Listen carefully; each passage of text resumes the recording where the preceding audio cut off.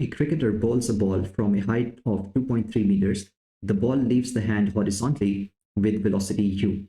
After bouncing once, it passes just over the stumps at the top of its bounce. The stumps are 0.71 meter high and are situated 20 meters from where the bowler releases the ball. The first question is, show that from the moment it is released, the ball takes about 0.7 seconds to fall 2.3 meters. So as I've explained many times in my videos before, that the very first thing you should do is connect a question to a topic in your book, right, in your textbook. As you can clearly see, this question is from projectile motion. The second step is to look for keywords in the problem statement. Now, in case of projectile motion, you have to think about the keywords that are related to projectile motion. And like I explained in my last video, in case of projectile motion, the motion in X direction and the motion in Y direction are independent, right? So it's really important to know what's happening in X direction and what's happening in Y direction. Keeping this thing in mind, if you read the question again, you will see that this leaving the hand horizontally, the ball leaving the hand horizontally, this is a keyword. That tells you that the initial velocity of the ball when it leaves here is purely in the X direction. It has no component in the Y direction. In other words, VIY is simply 0 and U, all of it is VIX. Another trick that we used in the last video was to simplify the problem by making it one-dimensional. So we can just imagine what's happening in the Y direction by ignoring the motion in the X direction, because X and Y directions are independent. So we can ignore what's happening in the X direction. We can focus on the Y direction.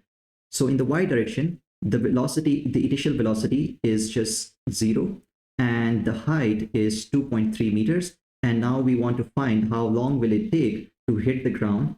That is time t equals, this is what we need to find out. So we also know that acceleration in the Y direction is 9.8. So you see, now the problem is very simple. We have almost reduced this whole problem into a simple question of, if we leave the ball at a height of 2.3 meters above the ground, how long will it take to hit the ground? And we can solve this equation using S equals VIYT plus 1/2 AYT squared. And since this is Y direction, so I should also write SY, that is the distance in the Y direction. And as I already explained, velocity in the Y direction is 0. So this part will vanish and you will get SY equals 1/2. AY is just G, that is 9.8. And if you rearrange this equation for time, you will get SY times 2 divided by G, that is 9.8. And square root of this, because this is T squared, we need just to find time. So we need to take square root on both sides. If you substitute all of these values, you will see that the answer will be about 0.68, which is almost 0.7. So the first question is solved, that the time will be about 0.7 to hit the ground. The second question is, how long does it take the ball to rise 0.7 meters after bouncing? So after it bounces here, how long will it take to reach this height of 0.7 meters above the ground? Now for the second question, if we use the same equation again, S equals VIYT plus 1/2 AT squared, you see the problem that we don't know the initial velocity in the Y direction after the bounce, right? So we don't know what is the initial velocity in the Y direction after the bounce.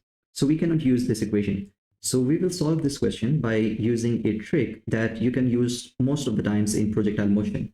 So if you launch a projectile from the ground, its path will be a parabolic path and it will be symmetric about y-axis. So anything that's happening on this side will be the same that's happening on this side.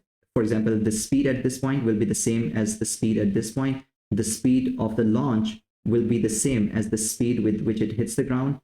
And similarly, the time that it will take to reach this height will be the same time to hit the ground. But you need to be careful with this, because this line of symmetry is drawn at the point of maximum height. So this point right here, it has to be the maximum height if you want to use this trick. And if you read the question, you will find a keyword that gives you a hint that this is the maximum height.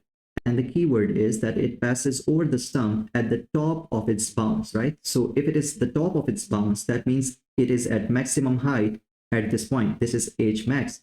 So if this is h max, we know that the motion must be symmetric about this axis, and the time that it takes to reach this point must be the same time that it takes to hit the ground if we start from this point. Another thing that you should always remember about projectile motion is that at maximum height, the velocity in the y direction is 0. So if the ball is at maximum height, the velocity in the y direction will be 0. Okay, so now the question again is very simple. If the ball is released at this height with initial velocity in the y direction of 0, how long will it take to hit the ground, which is 0.7 meters below this point? So now we can use the same equation again, that is Sy equals VIYT plus 1/2 AYT squared. And this time VIY will be this velocity that is 0 at maximum height. So this part will vanish again. Sy will be 0.71 meters and AY again is just G. If you rearrange this equation for time, you should get T equals 2Sy divided by AY, that is G, and you take square root. And this time you will find the time that it will take after the bounce for the ball to reach a height of 0.7 meters, or in other words, just to pass over the stumps.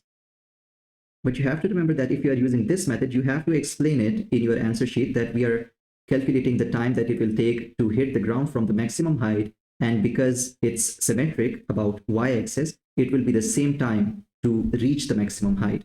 So with this explanation, you will get full marks for this question.